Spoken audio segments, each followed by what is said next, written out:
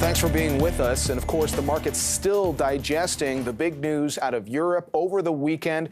UBS agreeing to acquire Credit Suisse in a government-backed push to end a potential crisis of confidence. We talked about how the markets, broadly speaking, are seeing some action to the upside right now, but still lots of unknowns, and let's get some perspective on how one investor is navigating through all of this. Jean-Francois Tardif is founder and portfolio manager at Timelo Investment Management. JF, thanks for being with us. For those who are trying to figure out if we have avoided a worst-case scenario where the banking turmoil starts to ease up at this point, what's your take?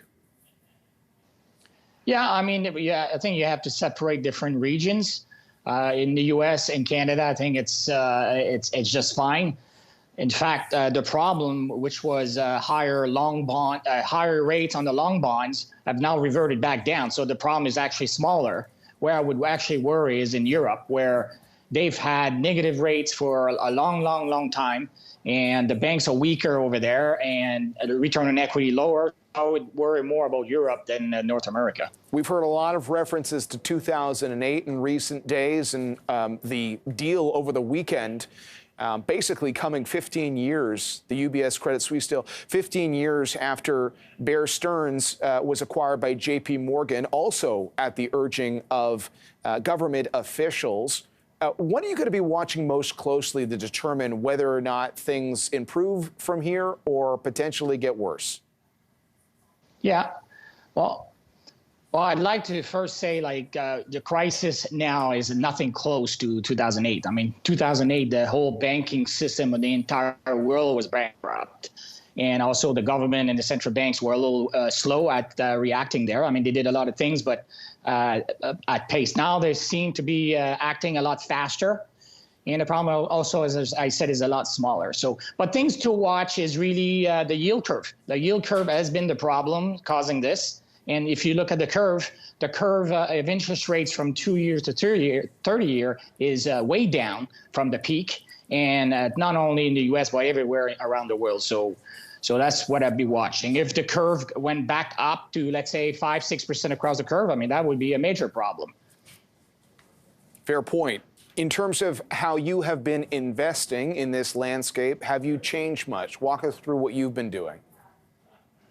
Yeah, well, we've been fairly conservative or careful, I would say, since early 2022, especially for high multiple stocks or non-profitable companies. And I remain the same. I think these stocks are not a place to be. In fact, the NASDAQ has had a massive rally actually month to date in this crisis. Some of those are very, very good companies like Google. But buying these non-profitable, very high multiple stocks is not something I would do. But overall here, we've been careful. We have low exposures, and we're getting ready, hopefully, to get things extremely cheap at one point in the future. What's the determining factor for you in knowing if a stock is quote unquote cheap or not? Yeah, I mean, it's a tough question, but I would say you need to see I don't know how to express this, but puking in the markets, where the small investors, like lately, you see that they've been trading options, one-day options. This is not a sign of a market bottom. This is more of a sign of a market peak. So we need to work out the excesses, and there's still lots of excesses out there. I saw this morning a chart of net inflows in equity, and it looks to me like we've had lots of inflows in the last 2-3 years and very, very little outflow. So we need to see people panicking. So therefore, that means outflows. That means the small investor are not speculating in risky one-day options. And even worse, I would say, when people have to sell something they love, those are the time when you have great bargains. So sort of a collective of factors you'll be watching. Let's shift from inflows into equities to inflows into short-term debt.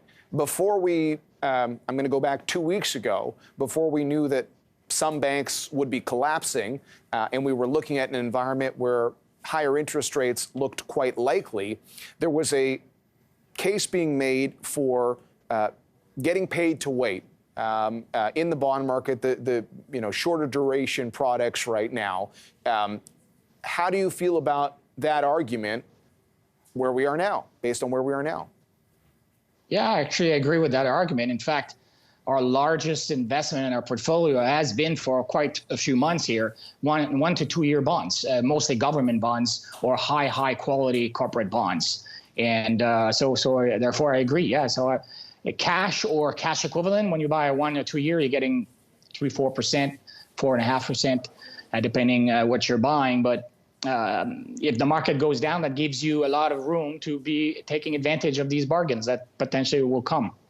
I want to also just get your perspective. I know you're very focused on finding individual stocks that appeal to you in the marketplace, but you're based here in Canada, and we're grappling with the same issues there to a certain extent that they're dealing with stateside. We've got a very different looking banking system, but for example, this week we'll get another piece of inflation data, and already our Bank of Canada had put the brakes on higher rates, not because of global uncertainty in the banking system. It was because they looked at household debt in this country and they said, well, maybe we need to take a pause for now.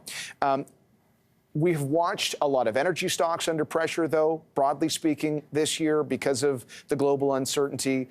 And our financial stocks, even if we've got, arguably a world-class banking system, getting caught up in the selling pressure as well.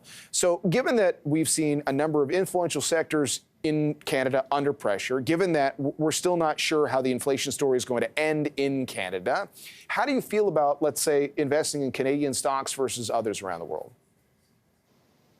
Yeah, I mean, if stocks go down because there's a world recession, which would be the thing I would expect next, the next step is maybe a real recession. Most stocks go down. I mean, we have oil and gas, even though I'm very bullish actually for the next 10 years. If there's a recession, it's possible that oil is going to go down until OPEC Plus decides to wake up and cut production.